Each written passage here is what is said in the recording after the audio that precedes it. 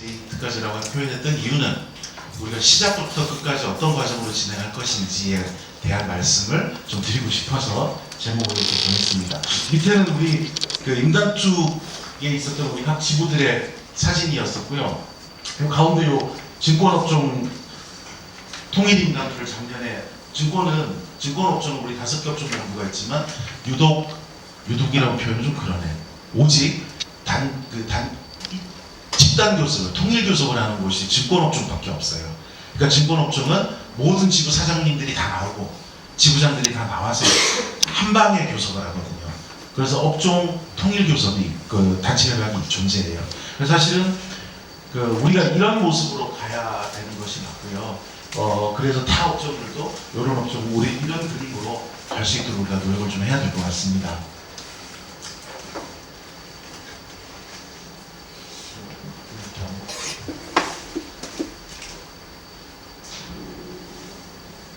이거 꽂았나요? 리시버가 없는 것 같은데.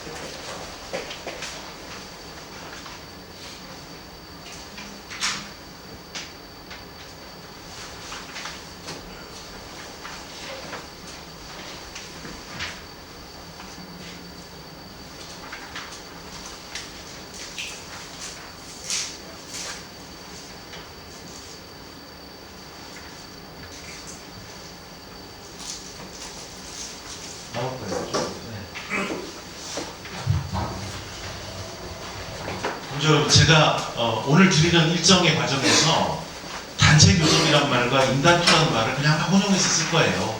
근데 아무 차이가 없어요.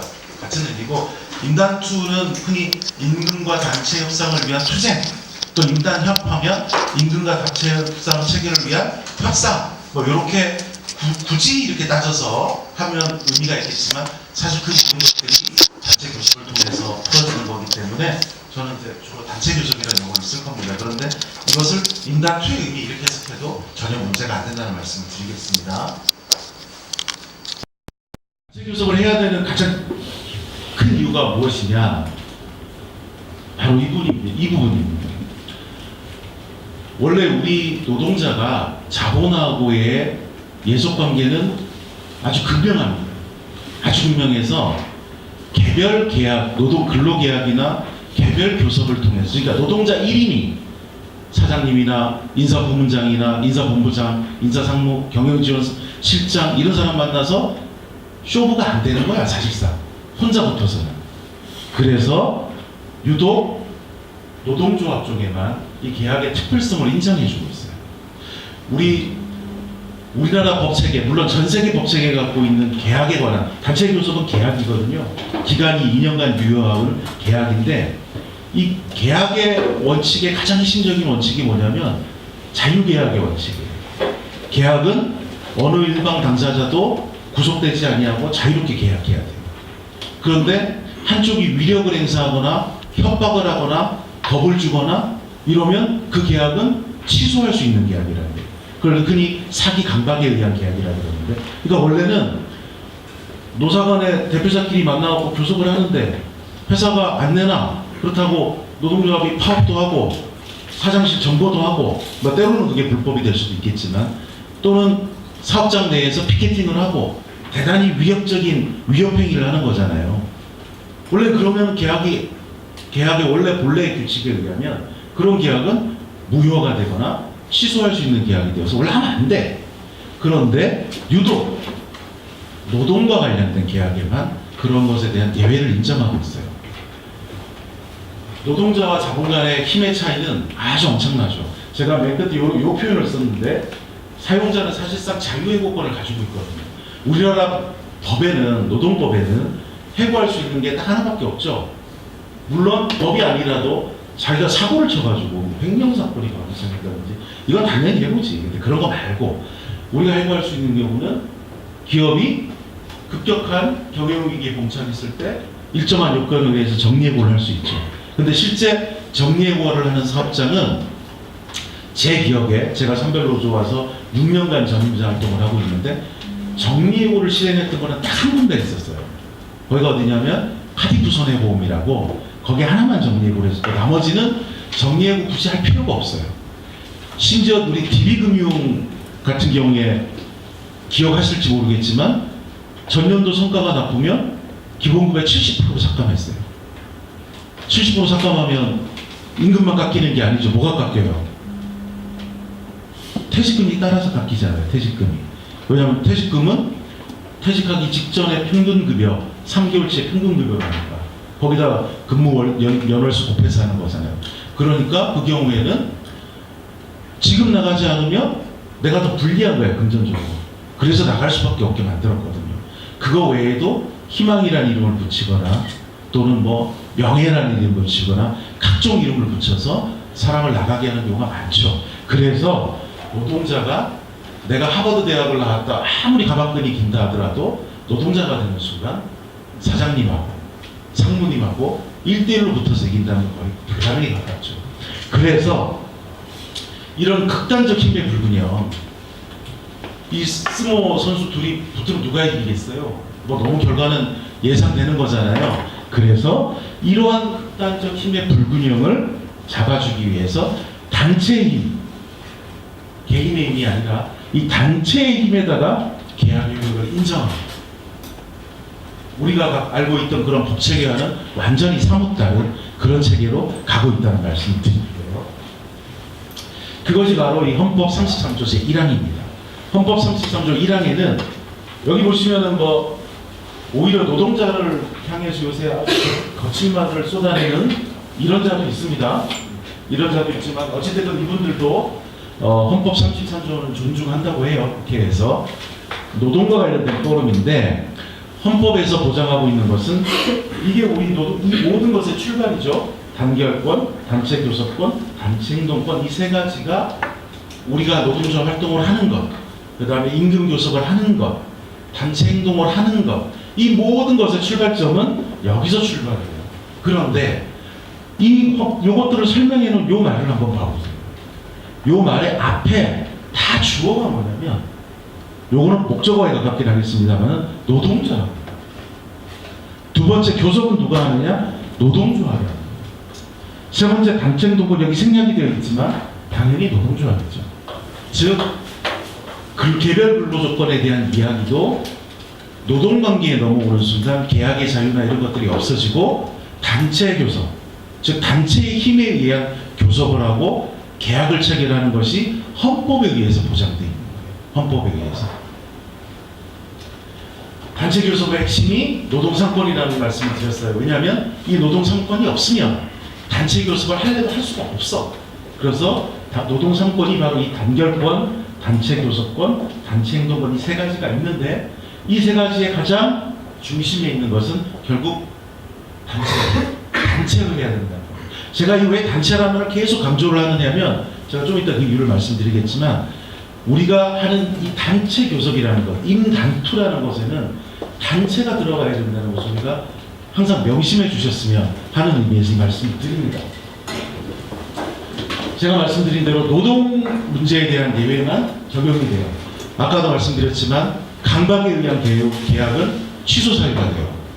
그리고 그런데 유독 노동조합의 위력을 가해서 노동조합이 협박해서 협박이라는 표현은 과할 수 있지만 어찌됐건 이렇게 할 수 있는 것은 헌법이 보호를 해요. 이것은 뭐 더 철학적으로 얘기하자면 노동자가 인류 진보의 원천이었고 노동자가 없이는 세상이 돌아가지 않는다는 것을 누구나 다 공감대로 가지고 있기 때문에 적어도 노동 문제가는 일반적 법 원칙과는 다르게 보호하자는 취지에서 출발했죠. 그런데 이 헌법과 법률이 보호하는 것은 개별 노동자들이 아니라 노동자들의 자주적 단체의 교섭력을 보호하고 있다. 단체의 교섭력.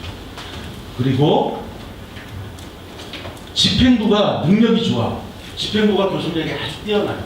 그래서 그 집행부의 개인기로 좀 더 따낼 수 있을지도 모르겠어요. 저는 그런 경우도 별로 보지는 못했지만 가끔 가다가 아주 협상의 기술이 좋은 지부장이나 수석님이나 사무국장님, 부지부장이 있어서 뭔가 좀 더 따낼 수는 있지만 그게 오래가지 않더라.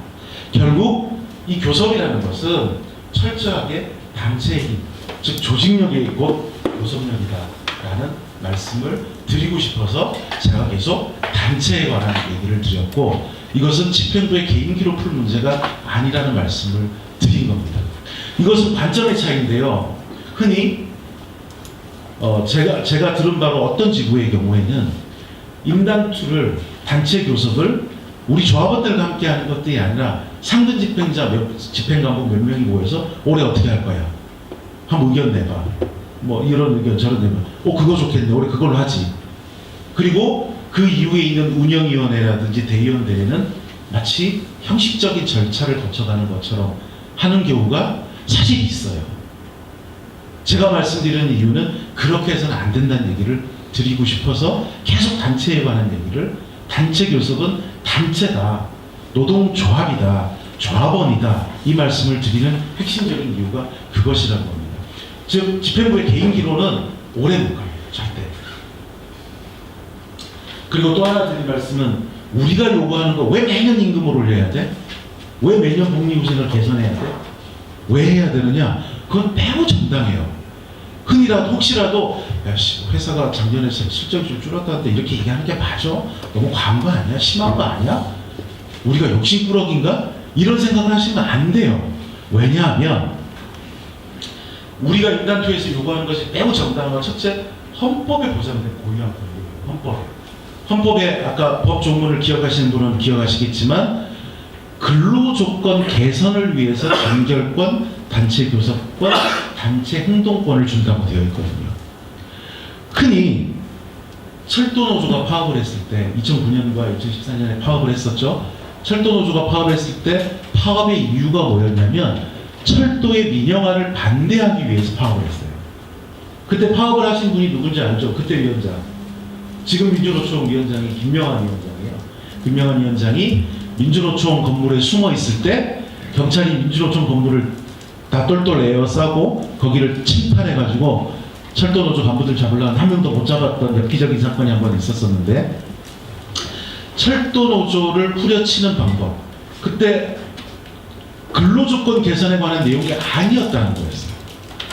우리가 하는 흔히 공공부문의 많은 파업들이 국민의 생활과 직접 연결되는 것들에 대해서 노조가 파업을 하게 되면 그 불법 파업으로 바로 진단을 내려버려요. 결정을 내려버려요.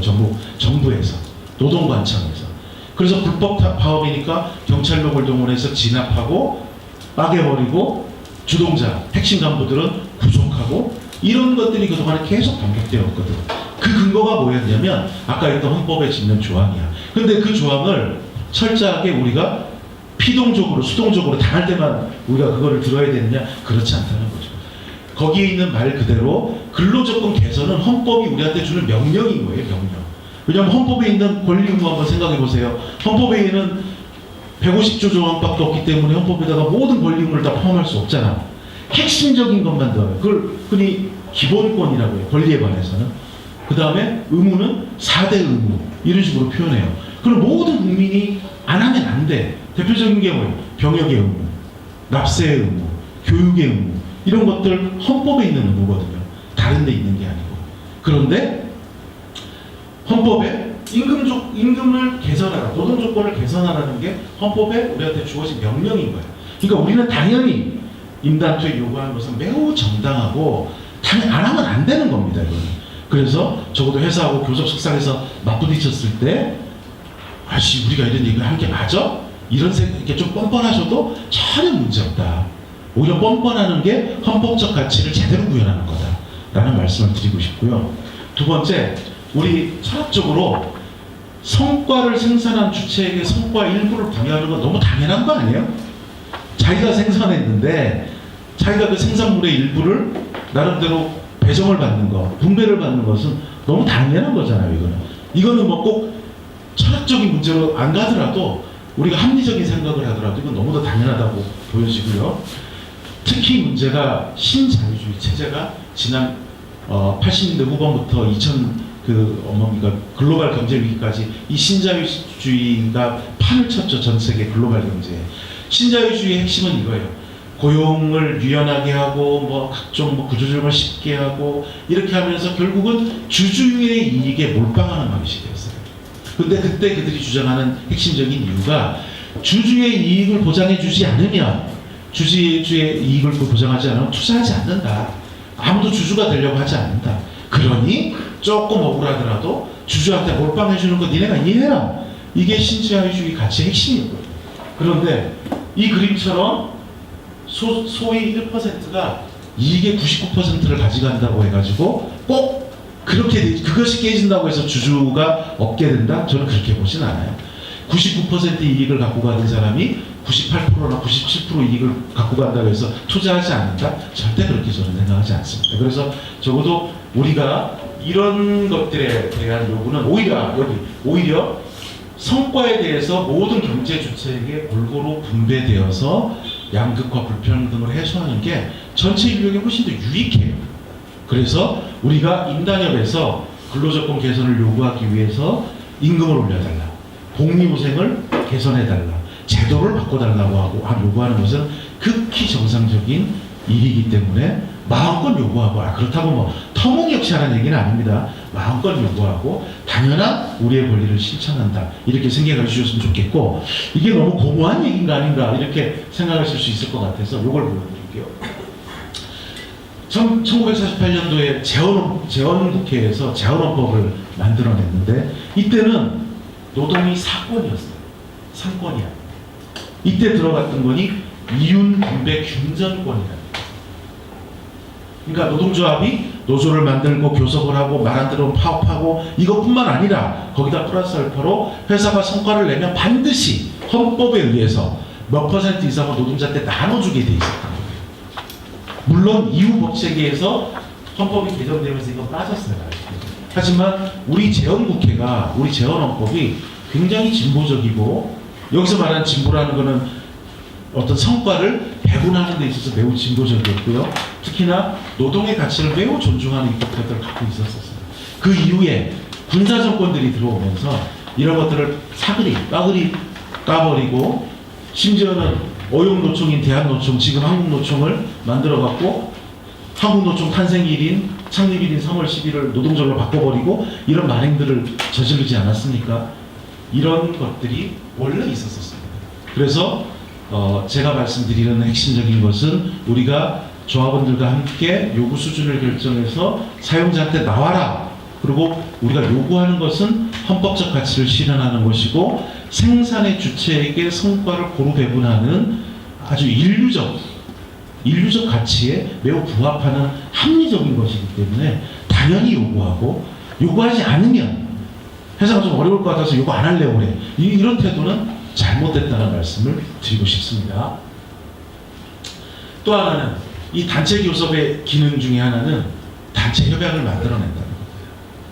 아직까지 우리 산별노조 100여 개에 입각하는 지부 중에는 아직 단체 교섭이 없는 지부들도 좀 있습니다. 가장 최근에 우리 KB손사 같은 경우는 가장 최근에 단체 교섭을 한지 아직 인크가 아직 인주가 마르지도 않은 그런 우리 지부도 있습니다만은, 결국 교섭의 결과물은 이 단체 협약으로 나옵니다. 노동조합의 역사를 많은 노동학자들이나 전문가가 어떻게 표현하냐면 이렇게 표현해요. 단체 교섭을 개선해온 역사가 노동조합의 역사라고 얘기합니다. 1883년에 시카고에서 하루에 16시간씩 일하는 노동자들이 일 끝나면 자고, 잠에서 깨어나면 일을 해야 했던 그런 시기의 노동자들이 총파업을 벌이면서 주장했던 게 뭘 주장했습니까?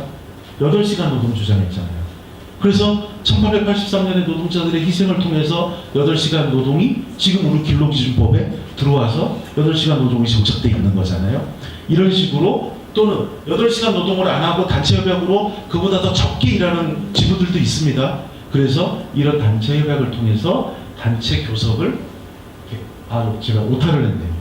단체 교섭이 아니라 단체 협약을 개선시켜온 역사가 바로 노동조합의 역사라고 표현합니다. 당연히 노사관계에는요, 또 특히 회사가 사용자가 노동자 조합을 대하는 방법에는 합법적인 방법이 있고 불법적인 방법이 있는데, 불법적인 건 이 베이스로 깔리니까 이걸 얘기하지 않더라도, 우리가 이 단체 교섭이 얼마나 중요하냐면, 단체 교섭은 법이 요순위에 있다면 법보다 우선하는 것은 개별 근로계약입니다. 우리가 입사할 때 다들 개별 근로소 계약서 계약하셨거든요. 물론 전혀 기억 안 나시겠죠? 그때 그런 걸 썼는지는. 하지만 그때 개인시정 정보 동의부터 시작해서